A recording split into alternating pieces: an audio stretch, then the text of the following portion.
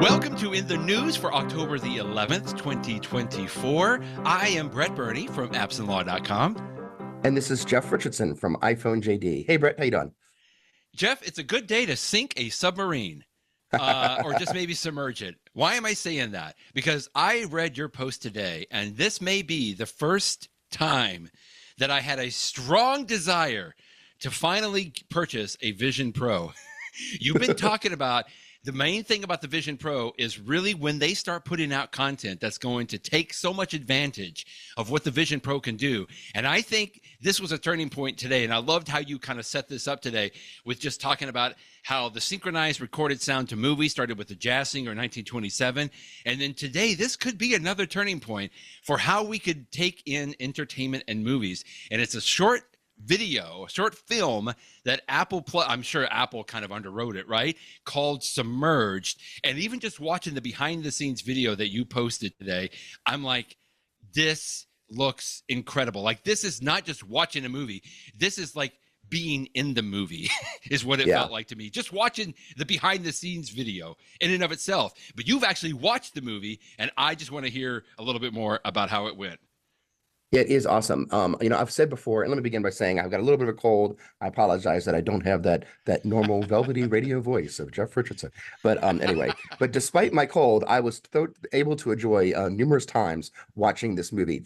Of all the compelling things to do with an Apple Vision Pro, I think one of the most compelling, as I've said before, is the content that Apple prepares in immersive video mode, which means that it's 3D, but not 3D the way that you might traditionally think of a 3D movie, where it's like, a letterbox screen and you have special, it's like, so everything within the screen can be 3D, but then of course you could see above and below the screen in a movie theater, or if you're watching at home. But this is different because when Apple does it, it's not 360, so it's not completely around you. It's basically 180 degrees. So everything up, down, left, right, as long as you're not actually moving your body behind you, everywhere that you look, you see the video. And what Apple has done in the past is they have released a series of videos that have all been less than 5 minutes or so. And they have been, nature videos with like elephants that come up to you, or, some other cool things, hot air balloons. All have been situations in which it's been really cool to feel like you're there, but they're all like a documentary. This is the first time that there has been scripted content, like a movie that you would go enjoy. Now, it's a short film. It's less than 20 minutes. I think it's 17 minutes long. So it's not like, a major summer blockbuster, but don't get me wrong. It is it's a story. There's the beginning, there's a middle, there's an ending. You get excited about it. You get to know the characters as much as you can in a short film. It was done by the director of this, has an Oscar, Edward Berger, for All Quiet on the Western Front, I believe. This is somebody. These are serious film people that they did this right. They spent tons of money. They wouldn't say how much doing this. And the significance of it is the thing that makes immersive content so different is it gives you this sense of being there, this sense of presence that I had never experienced anywhere else. And it's the way that, one of the first films that Apple released was a woman walking across this tight wire between two mountains. And because the camera is right there on her, you feel like you are right next to her. It's like this intimate experience that you're there. And when she starts to flip, your heart jumps because you feel like you're about to fall off this mountain. And there's been no other content that I have ever looked at that has had that emotional effect on me. And so to take that over into a movie, which of course are famous for tugging on the heartstrings, there's just nothing but potential here. And I tell you what, it succeeds. It really does. When you watch this movie, they did an excellent job choosing the subject of the movie, because immersive video, I find, is often most powerful when you're very close to the subject matter, not only because it just is the sense that you're with them, but it also, for the 3D nature of it, when some things are closer and some things are farther away, you can get a more interesting 3D effect. I myself, for example, this past weekend, as you and I were talking about before we started, my wife and I celebrated our wedding anniversary by having a staycation here in New Orleans last weekend. And so while I was walking around the French Quarter and stuff, I was taking pictures with my new iPhone and taking some videos, but I took some videos and pictures in spatial format. And I just know from my very limited experience that it becomes more dramatic when you have some things that are in the frame that are a little bit closer to the camera and some things further away, and hopefully you have a couple different things in different positions, because the more of that you have, in Yeah. frame, the more dramatic the 3D effect becomes. And so, this director, storyteller, obviously knew that. He had figured out what works and what doesn't work. Another thing that he figured out is, and I've noticed this before, Apple has released some video content, for example, highlights of like soccer games and stuff, where the natural way that you would want to do a sports or many other types of shows is you sort of have quick cuts, like here's a scene for a couple seconds, here's a scene for a couple seconds, and you do these Right. Right. quick cuts between scenes. It makes things exciting, and if you're doing home movies, one of the things that I tell people, if you're doing a home movie or your kids, do quick cuts, because it tends to make things more interesting as opposed to just Right. sitting there staring Right. at your kids for 2 minutes, 3 minutes straight. However, that technique doesn't work great for immersive video, surprisingly enough, because it takes you a second to sort of get your sense of place, because you feel like you're Oh, really there. And so when you quickly cut from one scene to another, I have found it's a little unnerving, and it has the opposite of the intended effect. But for this movie, the director took that into account, because he doesn't have a lot of quick cuts. But what he does have yeah. is, you'll be like in one part of the submarine, and then he will quickly switch to the opposite end of the same submarine. And because it's the same thing you were looking at, just from the opposite angle, it doesn't have that Oh, jarring effect. So, I mean, I know that these are okay. not Okay. accidental decisions. I'm sure they tried 15,000 different shots, Purposeful. and it's Right. like, these are Right. the ones that actually work effective with this new medium. But the end result is really good. I mean, you feel the claustrophobia that I imagine one would feel in real life of being in a tight Mm-hmm. submarine in World War II. You feel the drama. You feel, I mean, it is truly, I mean, it's an exciting little film, in part because it was done so well. And I'm sure he could have told this story in any medium, but in part because he took advantage of the medium. And that's the part that Yeah. really interests me the most. I mean, as you mentioned, Yeah. when I did the post, I was thinking of, people talk about how the jazz singer in 1927, which I've seen bits and pieces of, I'm sure we all have, was famous because it was the first time that there was truly synchronized, the music and the audio was Right. synchronized. And Talkies. so that was the talkies, exactly. And that had such a significant effect on the industry, so much so that there are stories of other movies that were being made at the same time that they had to, try. In fact, there's a famous, what is it, the Music Man, or there's a famous Broadway show about that whole idea that they had to stop making all their other movies and change everything to the talkies. Or another example is the Right. transition. This was a slower transition, but the transition from black and white to color. Surprised me when I was looking up today. I was thinking that was a subsequent transition. Technically, the first color movies actually occurred a little earlier. I think one of the first ones. There's this famous movie called uh, I think it's called From the Earth to the Moon. It's a French guy, Georges Méliès. Everybody knows the Oh, movie yeah. because it has Yeah. that famous scene that's got the moon with the You're face in right. it, With the with face and the rocket the rocket in his eye. in the Everybody's eye. seen that scene Right. before. But Yeah. another thing they did with that movie is, although they filmed it in black and white because that's all they could do at the time, they hand colored the frames so that it was, when you looked at it, it was a Oh. quote unquote colorized movie. It was almost like an early version of Ted Turner colorizing movies types of things. But you know, adding color to movie, yes, it allows you to add color, but it also allows you to do a lot more. Like, we all know that when movies have a little bit more of a yellowish orange tint, you sort of feel warmer, like it's a desert scene. Or if it's more of Right. a bluer tint, you sort of feel cold, like it's ice. And there's these tricks that directors learn over time, that to take advantage of the media, that just it's not the most obvious thing. The most obvious thing about immersive video Right. is it's in 3D. But the secondary thing is that you can do different things with the medium. And that's what I find is so fascinating. So this is it. This is the first Wow. movie in 180-degree immersive video. And I mean, who knows if it will stand the test of time, like, From the Earth to the Moon, or The Jazz Singer, one of those other ones. But the point is that somebody had to do it first. And of course, Apple with its Apple Vision Pro has done it. And, They were willing. we're going to have more. Eventually, someone's going to come out with something that's feature length. And, I have questions about that, because with the current technology and Mm-hmm. Apple Vision Pro, the battery on the Apple Vision Pro lasts about 2 or 2.5 hours. And sometimes I say that that's a good thing, because Oh. sometimes if you've been watching it for more than that, your face gets your eyes get tired, and you want to take it off for a little bit and take a breath, Right. take a break. Right. And so I do wonder if they had a full 2-hour immersive movie. I guess it would depend upon the content of the movie, but maybe you would get I tired think after it that. would. But Yeah. it would be interesting, and people are going to be trying this. Eventually, over time, we'll get to the point where we have a couple of movies, dozens of movies, hundreds of immersive movies, and then at that same time, the technology is going to change. Where instead of having the big, bulky, expensive Apple Vision Pro first generation, we will eventually have something perhaps similar to what we talked about. I think it was last week, the glasses that that Facebook Meta showed off, Oh yeah, the yeah, Orion glasses, something yep, smaller. And as that right. happens, this content will build up over time, and then it'll just be things that are available. So I just think it's incredibly exciting. If you have a Vision Pro now, of course, watch the movie. It's great Do fun. it If you right. don't, find a friend at some point. In fact, when you were in town recently, Brett, you should have come to my house I when know. you were in town for such a short time last week. But if we had had some extra time, you could have come over and I could have showed you some of these on the Vision Pro. It's fun stuff, and that's what I love about the Vision Pro is that yes, it's expensive and it's a little impractical for many things now, but Apple is pushing the Paving the envelope way. in so many Right. ways, including this movie. So You weren't really the cool only one stuff. that watched it. I mean, obviously, anybody that has a Vision Pro, but this was some good articles you linked to from The Verge, Victoria Song, and Lance Ulanoff at Tech Radar.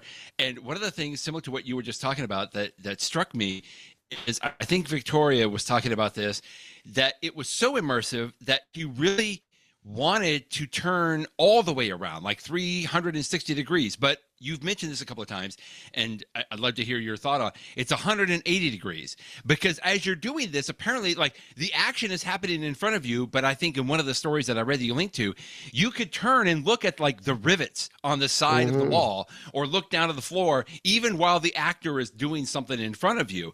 Now, Yeah. apparently, I think Victoria said this, like if you try to go 360 degrees, it just kind of fades to black. So we're not quite 360 right now. I don't know that we need it, but it was just amazing to hear how people were kind of talking about the fact that I've never experienced that you could have the action in front of you, but then you could be looking around to look up and down and around and everywhere apparently, and you had the freedom to do that while the action was happening in front of you.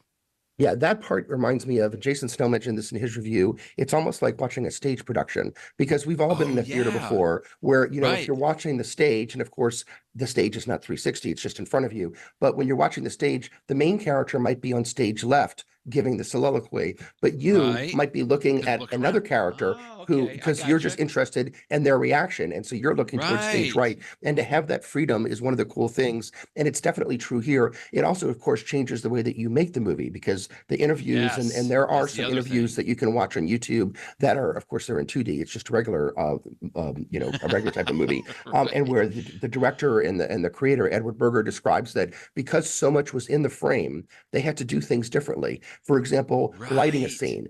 Traditionally on lighting, you would have the lights just off camera and you would have a boom mic that's just off camera.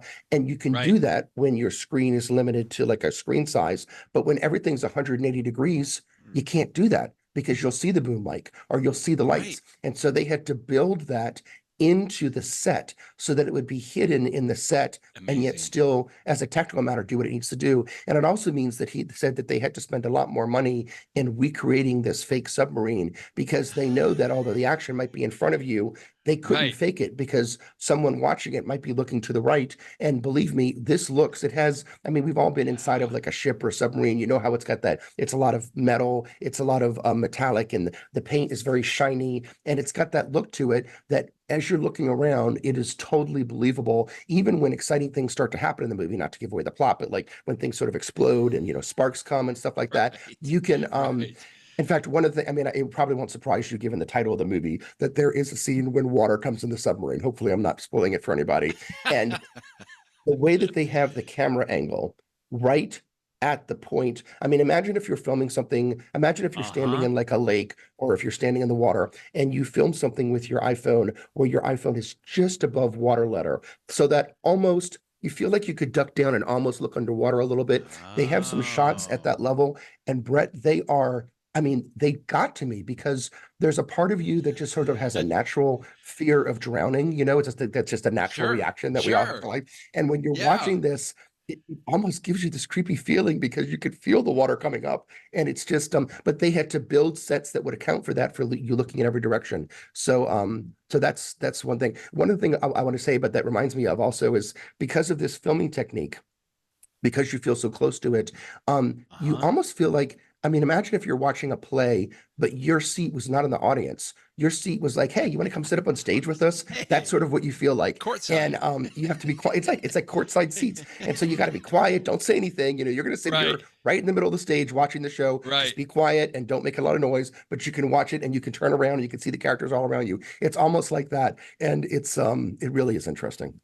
Okay, one scene quickly I want to ask, because I saw this, 2 or 3 people in these articles today talked about, this isn't giving anything away. One scene, apparently they're loading in the submarine, loading a torpedo.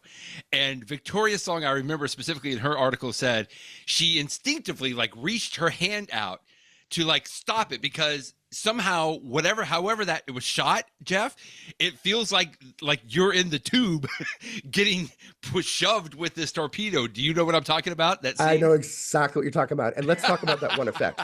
Okay. All of us have been to see a 3D movie before. And you know how sometimes, Right. especially, it's perhaps done well in some of the more silly 3D movies where they know they're being over top about it. You know how you might have a scene where a character might like stick their tongue out, or, have something extend out, and because they do it right in the center of the screen, Right. it feels like it's right there in your lap. Right. You've seen that effect before, right? Sure. Of course. And that effect can either be done well, or it can be done or not. Yeah. to the extreme that it's silly. And I actually myself saw an example of the silliness, because when I was in New Orleans, in downtown New Orleans in the French Quarter taking pictures, I was on, how New Orleans and the French Quarter, Brett, they have all these balconies, like the French style architecture. Sure, and so my wife and I were up on a balcony looking out over Bourbon Street, and I put the camera, taking spatial video, my iPhone camera, I put it right on the edge of the balcony. And so it looked like the metal bar of the balcony came right to the lens. And I thought it would be a neat 3D effect. And it was, but it was almost too much. When I looked at that picture in my Apple Vision Pro afterwards, I'm like, that went too far. Like, it's too gimmicky. It's like, I was too much. I was too much in the action. But anyway, that scene in the movie, what's happening is they're loading torpedoes, and the director places the camera on top of where the torpedoes are being loaded into. And so unlike Jeff Richardson, who did not know what he was doing, he had it just a tiny bit up so it didn't feel like obnoxious. But you can definitely you feel them moving the torpedo into the whatever the hole that a torpedo that holds a torpedo in a submarine, whatever that's called. But it's another one of those. It absolutely felt 3D, but it absolutely, more than that, it felt like you were there. And because they're sort of pushing it onto you, you almost want to say, excuse me, let me step aside so you can get that in there, or something like that. It was, but I'm sure that they shot that 20 different ways, and they found the one way that actually works the best. And that's the shot that they used. It just sounds so guttural. I mean, you're talking about the drowning aspect, because I can only imagine, there's probably several scenes in there where, because I don't like getting underwater too much. And in fact, I think one other person here that you linked to was talking about, he's kind of claustrophobic even in real life. And so watching this and being able to look around, like who was it? I think maybe this was Lance, was in his mind saying, no, it's just a movie, that kind of a thing. And I know we've all experienced some of that before, where you kind of have to talk yourself down. But again, I just feel like that watching it in the Vision Pro, maybe visceral is the better word. I just feel like it's so much more visceral, and I haven't even put one on.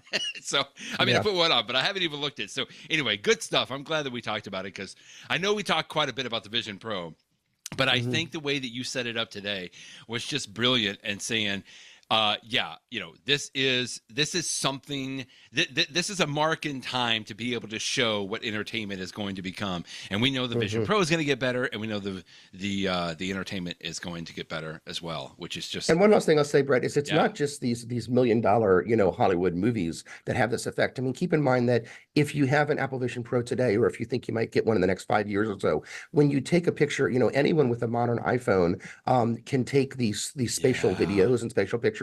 And whenever you get to the point where you'll be able to appreciate them, again, going back to this past weekend, there was my wife and I were having brunch one morning, and I took a nice picture of my wife, but it was in the spatial photo mode. And when I was looking at it afterwards in my Apple Vision Pro, and I attribute this more to luck than me being any great photographer, but it just so happened that for one of the pictures, it was really nice, because, we were having brunch, and so we had like a cocktail on the table, we were outside, and like more towards the front of the picture was a drink, and then you have my wife, and we were under a tree, and there was stuff in the background. And when I looked at the same photo as both just a regular 2D photo, it looked really nice. But then when I looked at the spatial version of the photo, it had a sense of depth and Oh, presence okay. that as I looked at the photo, That's it more. really brought me back to being there again, even though in this case it was only a few days ago. And so you Still good. yourself can create some of these same effects today. And even if you don't have a Nice. Vision Pro today, take those pictures if you have the ability on your iPhone today, because in the future, whether it's 2, 3, 5, 10 years from now,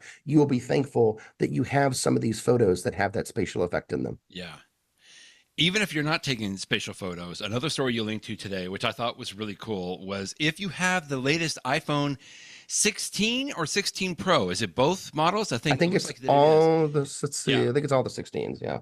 Yeah. Yeah. That Any of the something 16s. that Apple calls the photographic styles.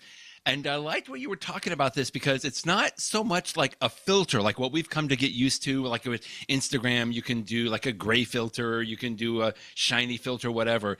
I just was fascinated by the way that this explained. And then you linked to a great little post on X or Threads, I'm sorry, about who this is, Tyler Stallman, I believe, just Mhm. using a small little adjustment inside the iPhone 16. I guess you have to have iOS 18, of course, on here as well. But it just really makes those pictures pop a little bit more. And again, it's not like this isn't brand new because we've had filters around, but maybe you can explain a little bit better about like why this is a little bit different with photographic styles. When Instagram was brand new, if we think back to those days, one of the things that became known for were those filters. And part of the reason for that is because the key to Instagram's success was that you were taking photos right there with your smartphone camera.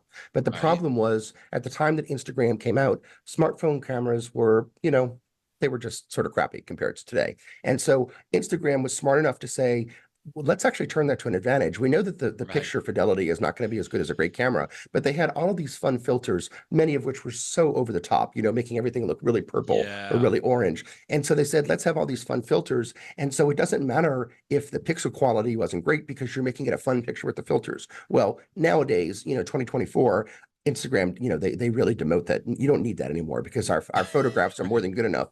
But the Right. idea of using sort of a slightly different way of taking a picture, Instagram filters are the extreme, but real photographers, of which I am not one of, have known for decades and decades that when you take when you take photographs using certain types of cameras or even certain types of film, a Kodak Uh-huh. Kodachrome film versus a Fuji film gives you a slightly different look in the final photograph. And so for years now, Apple has had the ability to use filters to change the way that a picture looks. What's different this year is with the new iPhone 16 models, first of all, they've changed the name, but it's actually more than a name change. If you now take a Okay. picture with a modern iPhone, the 16, it's not a filter, it's called a photographic style. And unlike a filter that applies at the time you take the picture, the photographic style, Apple records enough information that you could change the style at the time you take the picture, or Okay. you can go back afterwards and you can Oh, change the style. nice. And it Okay. fundamentally changes the data that the phone is actually using to create the picture. And there are probably 8, 9 different styles. Now, some of them are dramatic, like black and white. I think there's 2 black and whites, but others are just sort Okay. of Okay. adjusting the hue. And I have to admit, when I saw this as a new feature, and when I first started playing with my new iPhone, I was Mm-hmm. like, you know, these are just slight differences. Some of them, in order for me to notice the difference, it was becoming ridiculous. And I'm like, I'm just going to stick with the normal with the normal mode Sure. because I've Yeah. always appreciated the way that an iPhone That's picture me. looks. Um, Like I don't want to but then I mess was with it. listening last weekend to the podcast that John Gruber does called The Talk Show, and like you said, he was interviewing someone, Tyler Stallman, who knows a lot about iPhone photography, and he does this as part of his career as he makes videos and stuff like that. And here's somebody who really understands photography in a way that Right. I don't. And the most effective part was he said, look, if you just want to just do a little cheat without even understanding all this stuff, he's like, if you take a picture that you've taken with an iPhone 16. And then after you take the picture, go and change the photographic style. He says, and just do these things to it. First of all, change to the amber style. And that part struck me as weird because amber, as the name implies, is a little bit more of a goldish Right. tint. And I'm like, why Right. do I want a goldish tint to my picture? He's like, Right. just do it. So if you apply the amber style, and then once you have the style, the way that it looks on your screen is it's basically a square that's got all these dots in it. And by default, you're right in the middle of the dots. But if you go down, that changes the tone. And if you go left and right, that changes the color. And so if you use his style, use amber go down so that the color is like a negative, Oh, I see. Right what's the here. numbers that I have there? Like a negative 50, negative 40 to Yeah, 50, right and here. then go to Negative the 50 to right negative so 60, that right? that's the tone, and then make the color about a 20. Uh-huh. And palette is just the overall brightness. Don't touch the palette, leave it at 100%. Okay, okay. If you just make those changes, you actually make a slight change to the picture that makes it has a little bit more depth. It makes the colors, I don't want to say pop, because it's not like it's not like it's popping like the reds are too red and the yellow, but Right. it gives the colors just a little bit more um interesting Wow. to them. And so I did this. I was like, okay, well, let me try this. I just taken all these pictures from the French Quarter from this past weekend, Right? and I texted one or two of them to you, Brett. And I You took the same did. picture. Like I looked at a picture that I took of the St. Louis Cathedral in Jackson Square, and I'm like, looks like a great picture to me. And then I took that same picture, and without really knowing what I'm doing, Yeah. I just followed his formula. And then I looked at the second picture, and I went back and forth. And in fact, if you're doing this on a Mac, there's the button when you're in the edit mode on your Mac that you can hold down on the button, and it either removes with the effect that you just applied, and then That's you let right. go and applies it. So it's a good way to do an A/B test and go back and forth.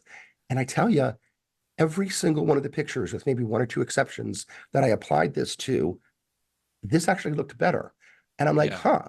So now again, is it a subtle difference? No. And if I was just, walking down the street and just saw this the picture on the side of me, would I notice? No. But whenever we go back and edit our photos, we're oftentimes making slight changes to the way that we crop it, Hmm. the way that we Right. change it, so that it's the Right. best possible photo. And sometimes, whenever I look at pictures that great photographers take, I always look at the picture and say, like, I can see that's an amazing picture.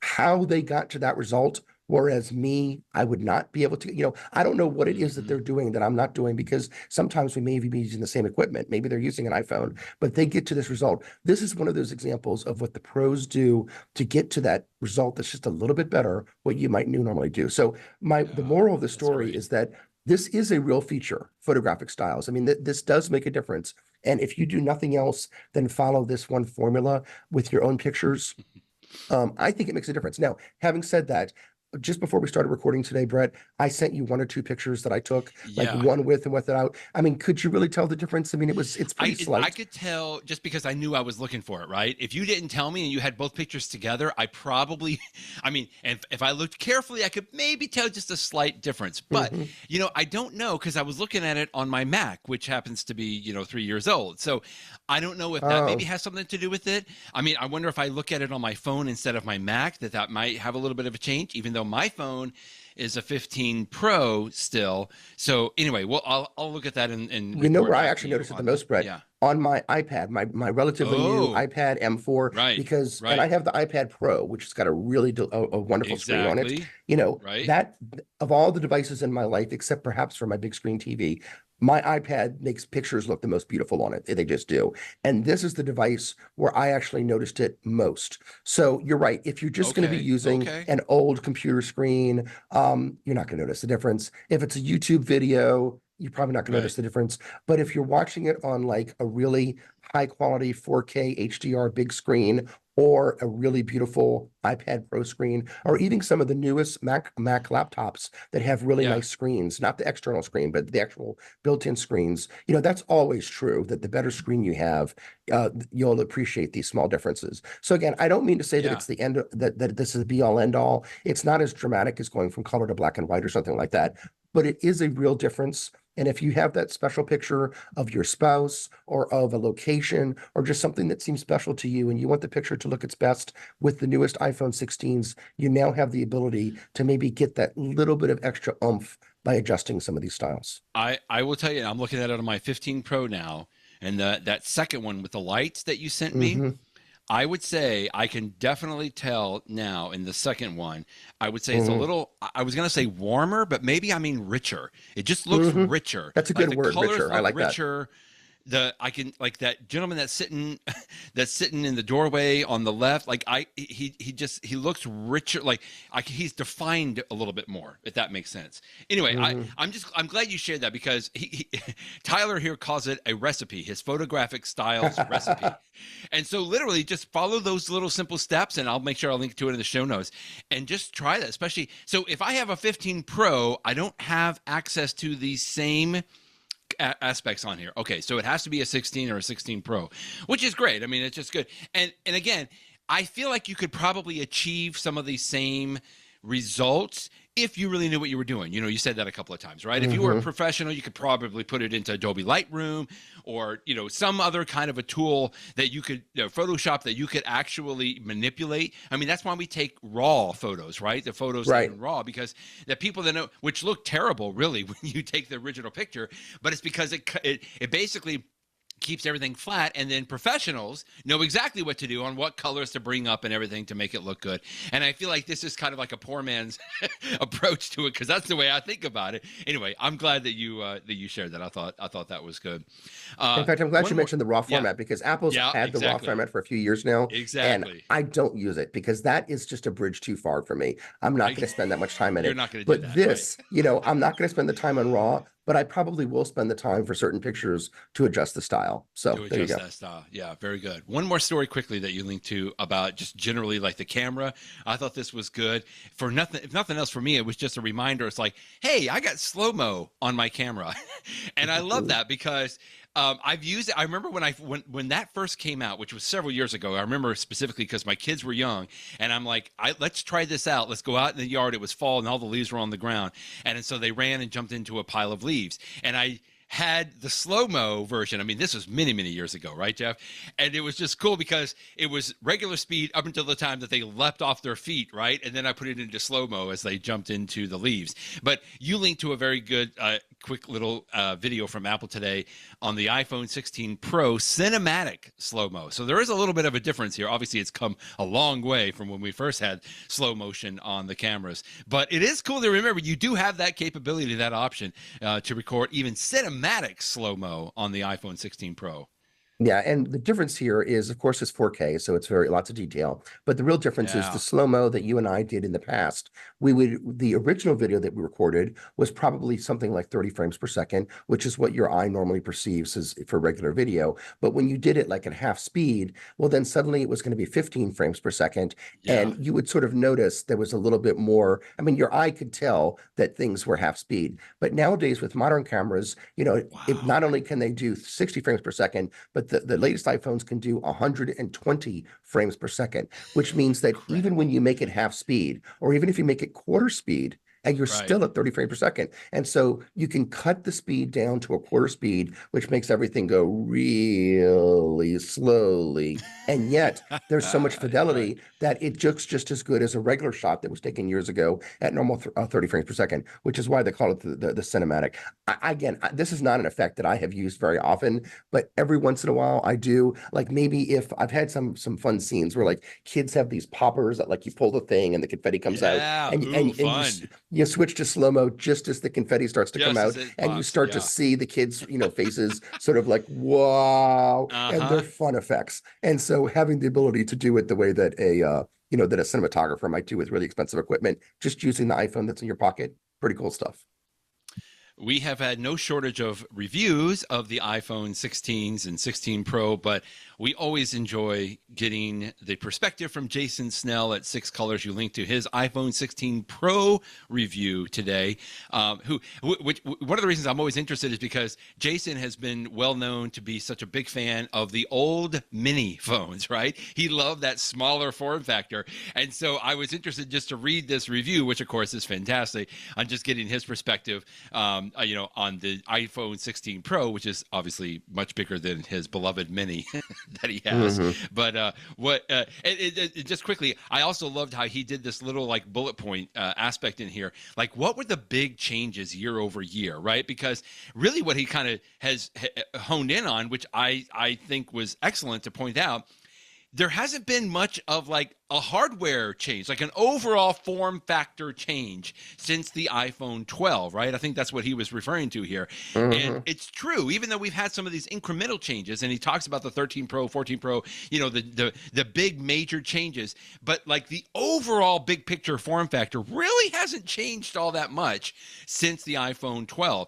And he just talks about the fact that there might be something coming in the next year or two, because Apple, of course, knows, just like anybody else, that big changes like that will sell a few more phones. Now, they're not hurting for sales right now, but I'm just saying, like, I thought he made a good point in this, and saying that he just has a great perspective on this aspect. But overall, it sounds like he was pretty pleased with the 16 and the 16 Pro too. Absolutely. Excuse me. In fact, what you just put your finger on was the same thing that jumped out at me in the review. Jason Yeah. was one of the members of the press that got an iPhone 16, shortly before they went on sale. Right. So he has had a little bit more time than most folks. And so I was curious, some years Jason will be somebody who will post one of the very first reviews, and that's always helpful if you're like an initial buyer. But some years, other years like this year, what he actually does is sort of waits. And then after a couple of weeks, posts the review. Right. And I actually sort of prefer it when he does it this way because, he has been someone that's been in part of the Apple industry, gosh, since the 1990s for forever. And so given the perspective that he has because of all of that wealth of knowledge that he's had, that he's experienced, he's able to provide sort of a historical perspective, as you described. And, here's why this matters. And if you look at, it's not just there's a change from here to here, but look at the change over many, many, many years. And this is why these changes are more important than other changes. I thought he did a really nice job of providing those perspectives. So it's not that he discussed any one feature that some of the other reviews don't discuss, but it's the overall context he provided for it that I thought was really interesting. I tried to do a little bit of that on my own review when I was talking about screen sizes and how rare it is that it's every couple of years Apple will change the screen size, and they did it once again this year, and I think it will be one of the last ones they do because I actually don't think that they can go that much bigger than the current the 16 Pro Max that I have. I think if you got much bigger than this, it'd be a bridge too far. So they would have to measure your pocket, your they would have chest to, pocket exactly, exactly. So so that's what I appreciate about this review is it's sort of let's step back, let's look at all in the big picture, and then of course discuss some of the fun details as well. His one of his favorite features is colors. He likes the new colors. Jason is known to be colorblind, but he even likes the way the pink one looks like, even though we can't really see pink. It's Barbie pink enough that he enjoys that. The other thing quickly, I just thought, because talking about this, from the overall form factor, I like how he says the war on buttons is over, which he leads to a story here from 2017 about the survivor of the war on buttons, where Steve Jobs and Johnny Ive tried to minimize it. I mean, that was a big thing when the iPhone first came out. Like, what? There's no physical keyboard? Are you kidding? And, since then we've kind of taken away different buttons, but now with the iPhone 16, the regular 16 and the Pro models, we have the camera control button on there. So anyway, he's happy to be a survivor of the war on buttons. And anyway, I just thought that was good that he's pointing that out with his overall perspective, which is also good.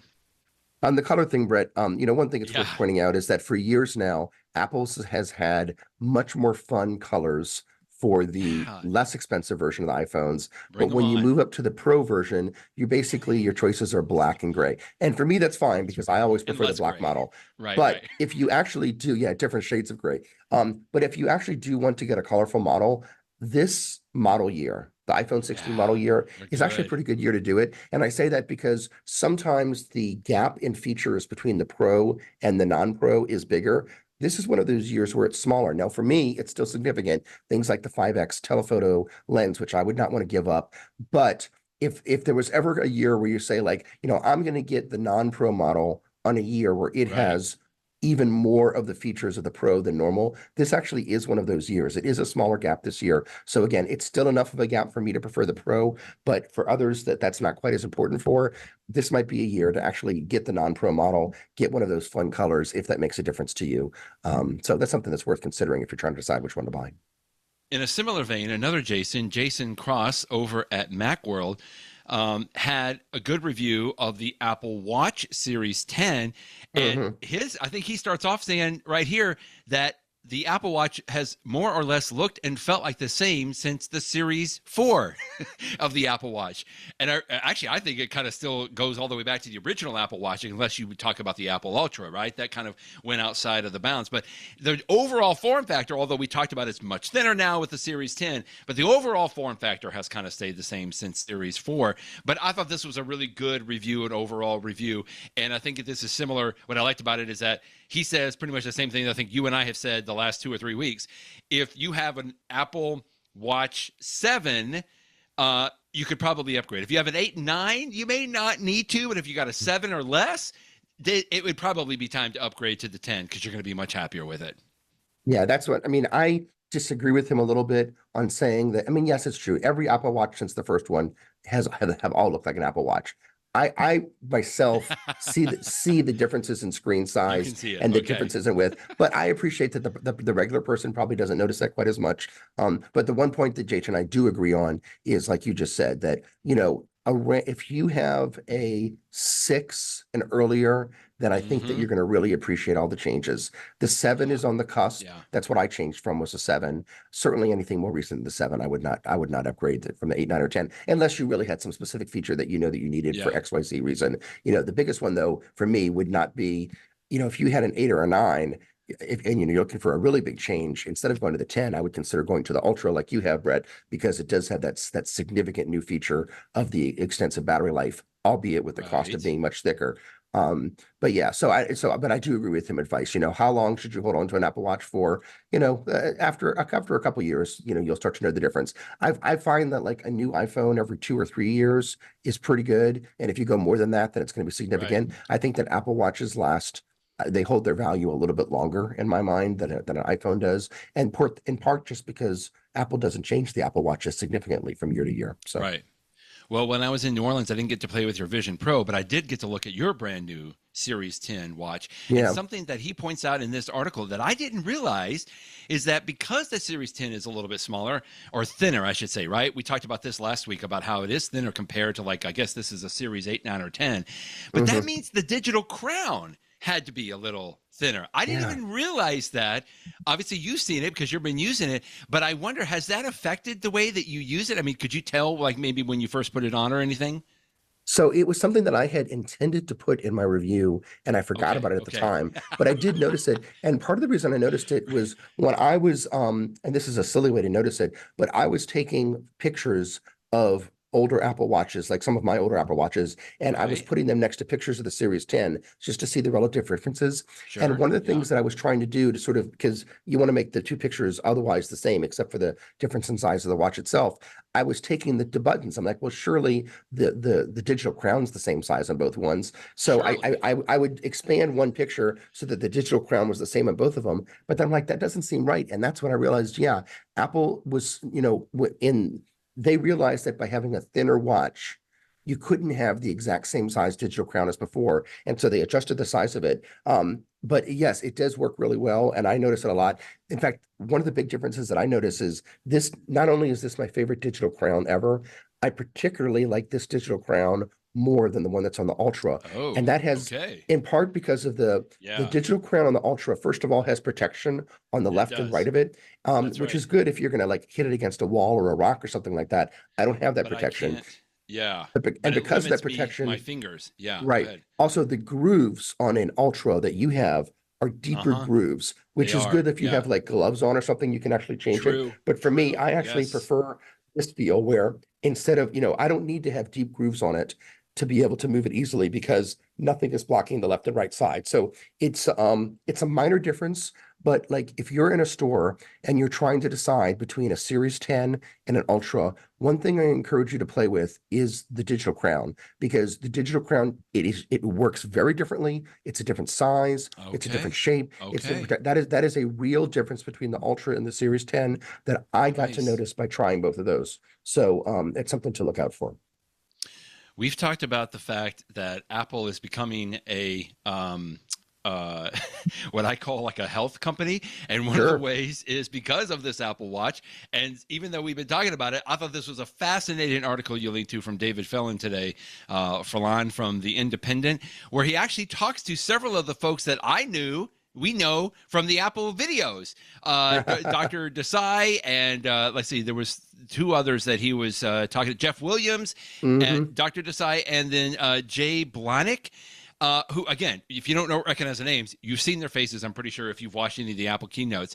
And I just love some of the thoughts in here as to what that they did. In fact, one of the first things here, I think, he asked Jeff Williams about the decision to bring a greater focus on health and fitness to the watch. And he said, after we launched the first watch, we were focused initially on tracking activity, right? People know the steps. And so, but then he started getting letters from customers that they came in two forms. One was, hey, you've helped me to be more active. Great, I've lost weight. But then he said, Apple Watch has saved my life. Now, we've heard Tim Cook talk about this quite a bit, right? In the videos that they play, which are just insanely amazing, that, you know, it literally saves people's lives because they're alerting, the watch is alerting people to their heart issues, which you had another great story here where one reporter was talking about that it did exactly that. But I thought this was such a fascinating article to get some insight from some of the major executives at Apple as to what they are looking at, how they view the Apple Watch and the product line there. It's funny that you focus on that paragraph, Brett. You know, our minds think alike because that was the same paragraph of this article that jumped out at me. Okay. And the reason was that it was like, it's almost like it was, you know, I often get the sense with the Apple Watch that Apple knew that they had something special, but they didn't quite understand why. Yeah. And so they released it. And then once people started using it for fitness, they're like, of course it's a great fitness device. Yes, we've always known that. And this is the same thing, that it's like they didn't realize at first that because it's always attached to your skin and it's monitoring things like your heartbeat and other vital information, that it could be something that could provide you with an early indication of health issues. But people started to write to the company and say, hey, this is something I'm noticing. And I feel like the people at Apple sort of looked at each other and like, how about that? Yeah, we should focus on that more. And of course, nowadays, of course, Apple has been adding more sensors to the Apple Watch, you know, for the last decade, and this is something that they're very focused on. You know, with the newest feature being sleep apnea. Here, I just got to point this out. Jeff, he goes on to say, we realized we have this opportunity, and then he said, even more, a responsibility. And I just loved that, Jeff. I mean, it's like, of course they see the opportunity. We know Apple is a for-profit company. Of course there's looking for opportunities. But just the fact that I feel like we've seen this because of the way they have been integrating things.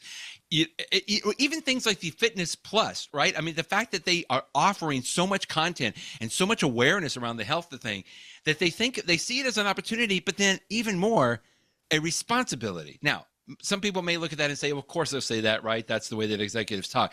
But I feel like I've seen that played out so many times in how Apple has continued to change this watch. So I didn't mean to interrupt you, but I'm just saying, they saw the opportunity, but they look at it as a responsibility too, because they know that we rely on this. Like they get so many letters, and we only report on a very small percentage of those letters. You know, Tim Cook will tweet about it sometimes or talk about them, but like, you know, there's hundreds, thousands and thousands more that they get every day. Yeah, and I think that, like you're saying, Brett, I really get the sense that they are genuine about it, that it's not just marketing speak. Yeah. And although, like you say, Apple CEO Tim Cook is not quoted in this article, this sounds like the sort of thing that he would say too, is that it is the responsibility they have. You know, the final thing I guess I'd mention is, you know, I've always thought it might be a little silly to like send a letter to the manufacturer of a product to tell them, you know, how much you're happy. But I know. Time after time in interviews like this, and this has been true for years and years. Maybe it wasn't as true in the Steve Jobs era, but in the Tim Cook era, he clearly reads them. Now, my sense is that he has someone in his office that pre-screens them because, you know, he's got many people. He's one of the, you know, big CEOs of the biggest companies in the world. But I'm sure it is clear that he is telling the truth, that a certain number of those letters do cross his desk every day.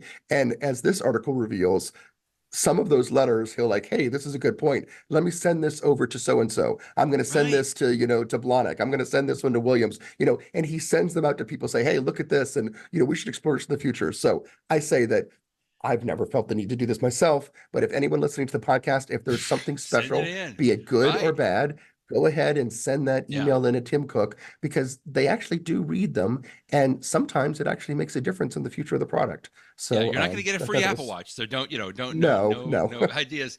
Jeff Williams, by the way, last thing I'm going to say, Jeff Williams is Apple's Chief Operations Officer. And in this, at the bottom of this article, he says he actually has sleep apnea.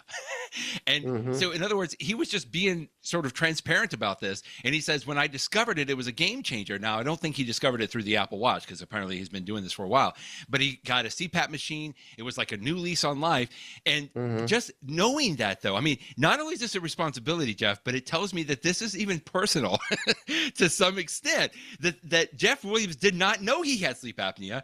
And I got to believe that at some level, that has to help drive, since he is the chief operation officer, that has to drive the support that Apple has in like, yeah, we should put a sleep apnea sensor in the Apple Watch. Like at some level, Hmm. that has to be part of it, right? Because it's more personal now than anything else, which I think Yeah. is great. Speaking of personal, just real quick, this other article I alluded to. Who is this again? This is Narave Gandia at Digital Trends. Great article here as well, although we've seen many of these to the point that we were just talking about, where not once but twice, apparently, the Apple Watch alerted him to a health issue that he had. Here you say alerting paramedics to the medications that he was taking, and then calling emergency services when he fell, or maybe 3 times, helping the doctors to adjust the dosage of a beta blocker when his heart rate was dropping too low. It sounds like you got to read the story, because there's a lot of stress. He lost his father a few months before all of this started happening, but just fascinating. I never get tired of these stories, Jeff, to say how, I mean, he literally says how the Apple Watch saved my life repeatedly. Pretty amazing there. Yeah, and oftentimes we'll have a story where somebody falls and this calls for help, and that's their one story. It's Right, that one right. feature. This gentleman happens to have like 5 of them within his story. So he has Crazy. definitely gotten advantage of the Apple Watch for sure. So that's what makes it interesting, is all these different things affecting one person. Last couple of stories. Let's talk about the Apple Wallet. Hmm. How about, first of all, this was a great story from Ticketmaster, of all things, where they are going to be one of the first to enable the new enhanced ticket and Apple Wallet experience on the iPhone. So quickly, I got a couple of New Orleans stories to follow along with this.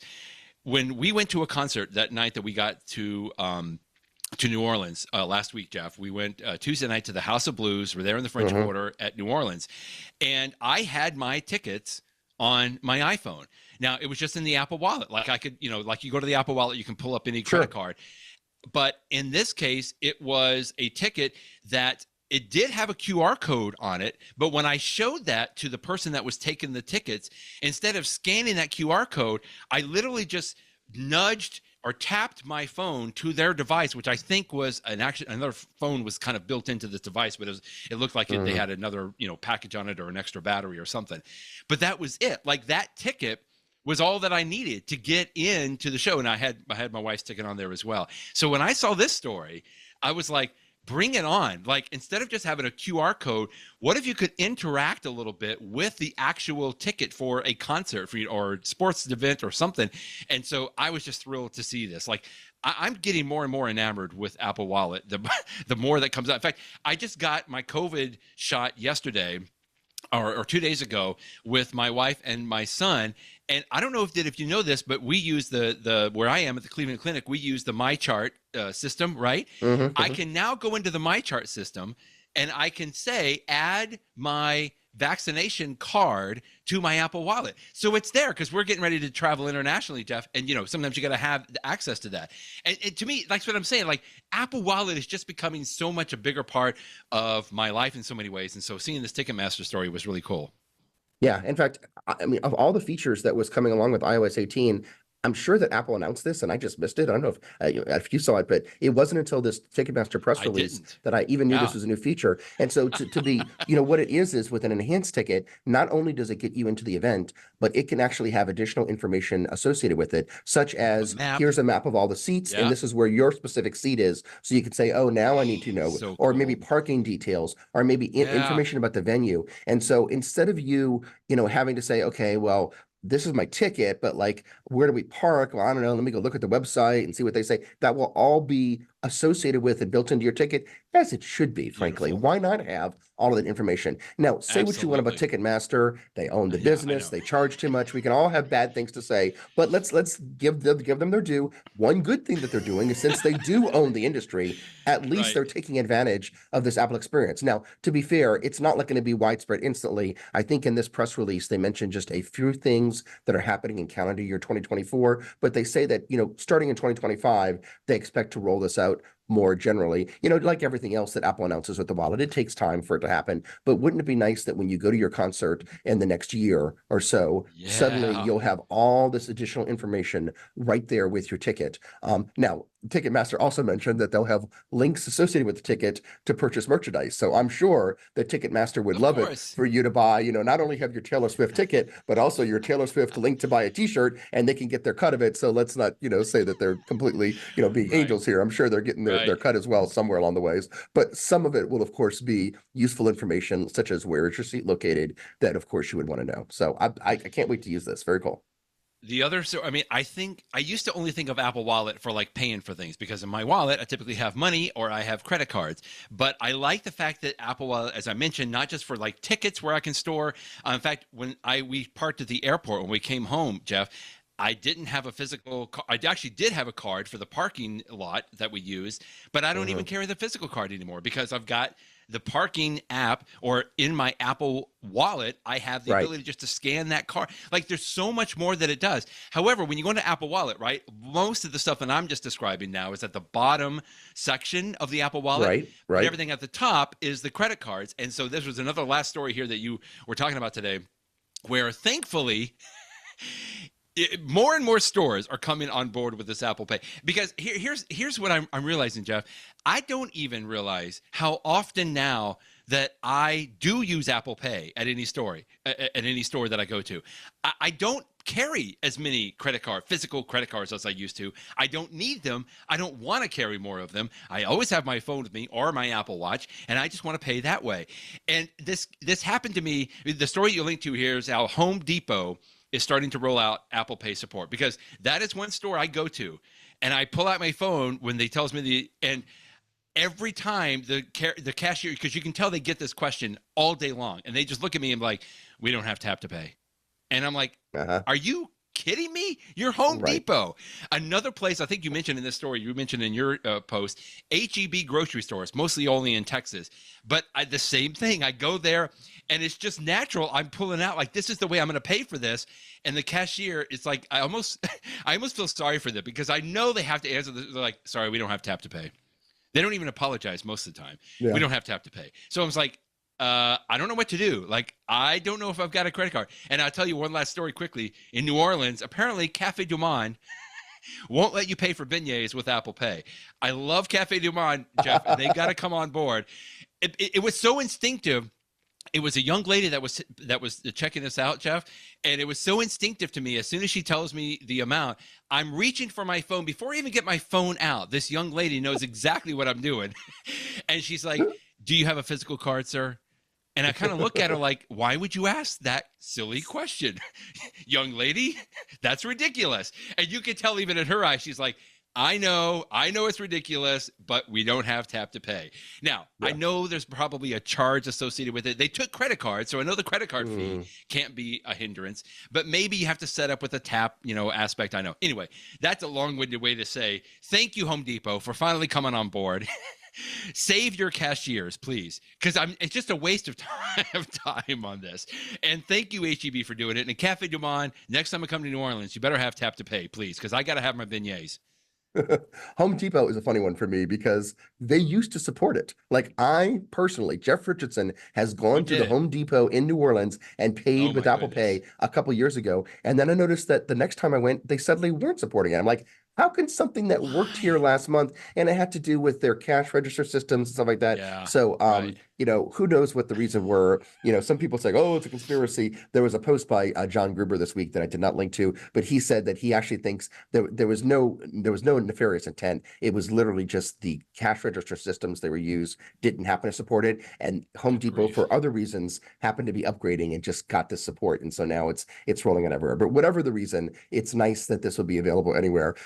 Related to this idea that we've actually gotten to the point where you can use Apple Pay just about everywhere. This past weekend, when my wife and I were having our little staycation in New Orleans, we were staying at a hotel in the French Quarter. So, I mean, we were very close to home, but my kids are teenagers, old enough. I left them at home for the weekend. And my wife was saying, well, should we give them some cash in case they go get something to eat? And my kids looked at me like we had a second head growing out of our shoulders. Like, why would we need cash? What's wrong You use Apple Pay everywhere. And I was thinking to myself, like, you know what?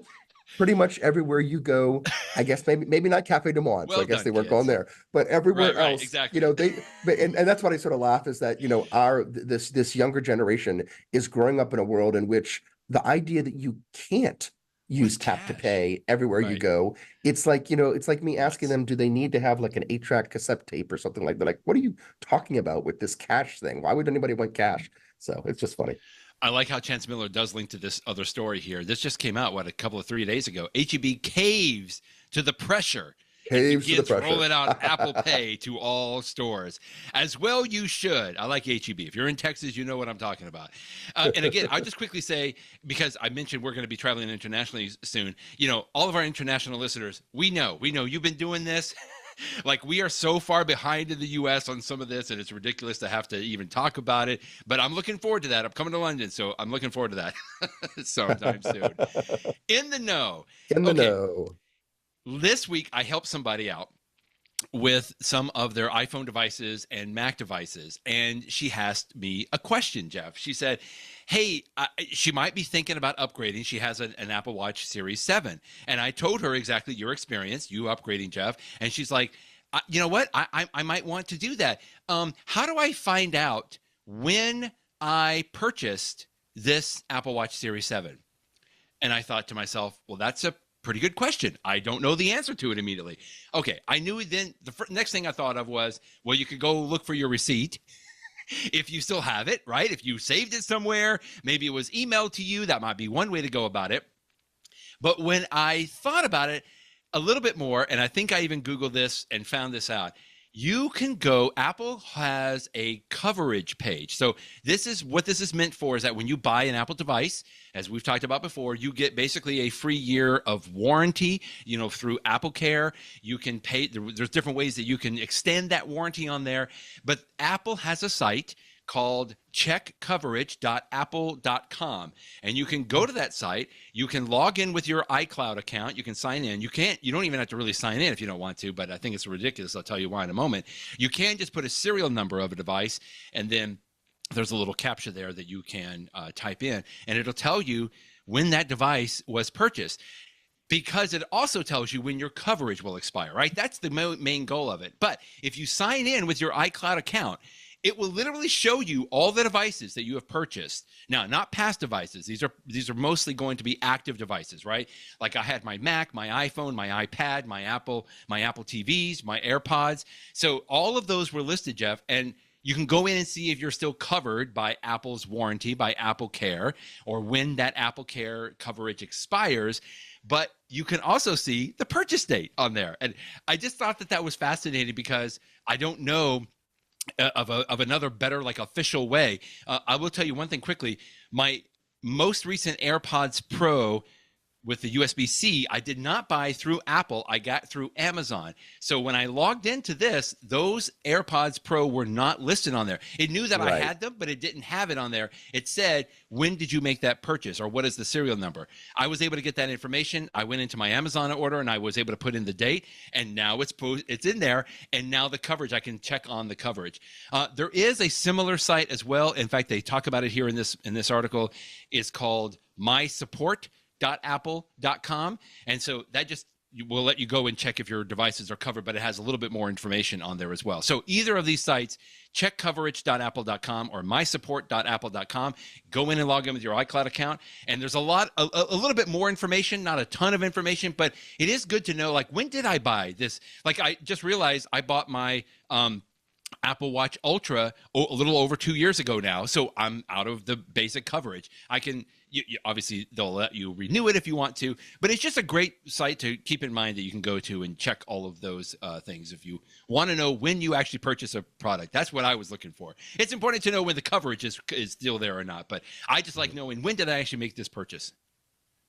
So I have one thought on this specific suggestion, and then this actually leads into my tip this week.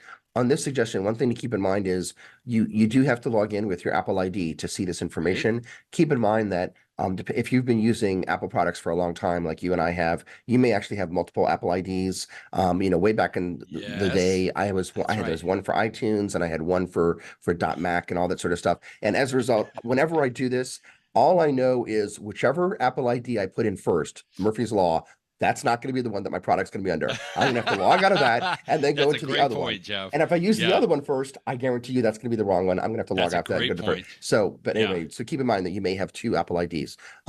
Because of this this problem, which actually does come up from time to time. When did I purchase something? You need to know that from time to time.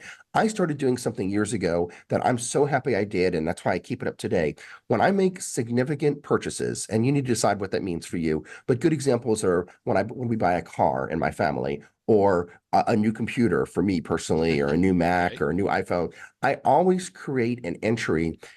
I put it in 1Password, and I'll explain why in a second, but it doesn't matter where you put it. Oh, You can put it in the Apple okay. Notes app, whatever it is. But the key is make an entry for that item around the time that you purchase it, and put all the information that's relevant in it. Oh. Things like, what's the name of the product? And for Apple products, for example, you might just think Mm-hmm. it's called the iPhone, but there might be a specific name for it. Macs are infamous for that. Apple Macs have names like Apple iMac late 2017, or something. Yeah, They it's have these ways crazy. that distinguish it Right. between the one that we're selling in early 2017 and stuff like that. But if you can find those names, and then I have details like the serial number, where I purchased it, how much I paid, all that sort of stuff. You never know. There's always going to be a time in the future when you're going to want to know, gosh, how long have I had this? Maybe it's for warranty information. Maybe it's because you're just looking to get a new device and you're curious, Mm-hmm. I'm replacing this one. How much did I pay for that one? Is this about the same cost, today's dollars? I just find that it's often valuable to look back and find that information. Now, the reason that I use my password manager, 1Password, for this, it's, normally I think of 1Password as a place that I keep my secrets, right? Like my passwords and stuff. There's nothing really secret It's about one the fact that secret. I bought an iPhone. I Right. talk about it all the time. Right. But I like to keep it in 1Password because the app does a nice job of allowing you to create fields that have names on them. So I can create a Yes. field called Love that. something like serial number and date of purchase.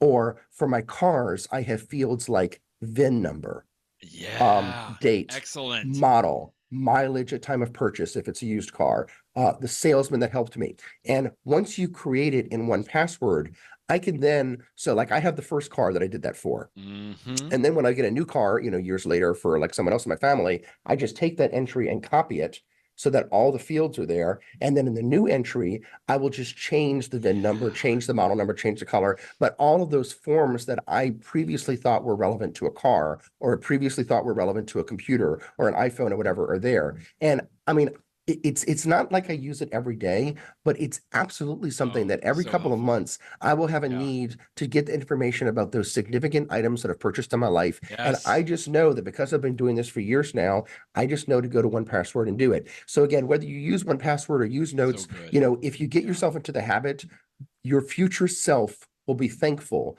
that you spent the Absolutely. time to write down those informations like the serial number. Because when you're on the phone with tech support because of a product that you've had for years, and you're asked the Yeah. question of what is the serial number, what is the model number, you don't know those things. And it's like, how do I find them? Oh, I know exactly where to find them. I'm going to go Boom. right here. And for me, because it's in 1Password, if I'm filling out like an online form, I can easily copy and paste, especially Yes. something long like a Yes. serial number. I don't care how long it is. I just copy and paste it and it's done. So, and again, the tip that you had, Brett, is a way that if you want to go back in time and try to create some of these Right. cards for things you purchased in the past, this is the research That's that you right. might want to do to find that information. Absolutely. Yeah. So the two tips that we've had this week can really work hand in hand. Oh, I mean, there's no secret that we are both very big fans of 1Password, but I just love what you're talking about there, because even one of the things that you can put anything into 1Password. In fact, I use the notes function all the time in 1Password. That's what I'm talking about, by the way. I'm Yeah. using the notes function Okay. to do this. Yeah. But I would say I even use the notes function in the actual like card, I guess is what I call it, because you can actually put in a driver's license. And to your point, Jeff, I have put our driver's licenses into 1Password because there are sometimes when I might need to get a driver's license number, and it's like I'm sitting at my office and I don't have my wallet on me, so my driver's license is like downstairs. I don't want to go downstairs and get my driver's license, so I'll just put that into 1Password, and just exactly what you said, Jeff, I will go and copy that, and I have it handy right there. Or again, other websites that require you to put in like security questions and answers. I don't remember which one that I did. There's like drop downs sometimes. Anyway, just all of that kind of stuff. I always collect into, to your point, Jeff, just in addition to some of the things you're talking about, it's just a great, secure, completely secure, trusted location where I know that I can put all of that information in. I'm glad. I feel like we should just do a whole session, a whole podcast on 1Password by itself, because we keep talking about it so much. It's really good.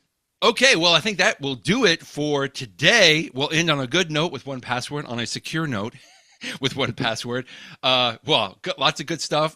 Enjoy watching Submerged again another 10 times, probably, Jeff. I'm going to guess that you're going to do. And we'll talk with you next week. Thanks, Brett. Bye-bye, everybody.